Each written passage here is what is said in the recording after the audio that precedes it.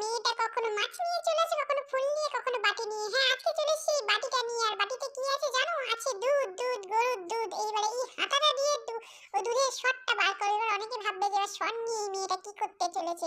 বলবো বলবো সবই বলবো কি করতে চলেছে। তবে সরটা আগে ভালো করে দুধ থেকে ছেঁকে নিই, দুধ থাকা চলবে না।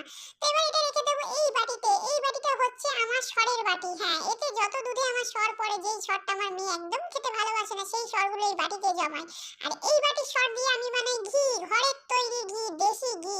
এর থেকে হেলদি ঘি হতে পারে না। আর এই ঘিটা বানাই আমি আমার মেয়ের জন্য, কারণ আমি খেলে আর আমাকে দেখতে হবে না। এমনি ফুটবল আছে, তারপর আর দেখতে হবে না। ফুটবলের থেকেও যদি কোনো বড় বল থাকে, সেই বলের মতনই আমি তৈরি হব। তাই এই ঘিটা আমি খাবো না। এই ঘিটা আমি বানাই শুধু আমার মেয়ের জন্য, কারণ বাইরের ঘিয়ের থেকে ঘরে বানানো ঘি অনেক ভালো। আর এই ঘি বানানোটা খুবই সহজ, খুবই সিম্পল, খুবই ইজি।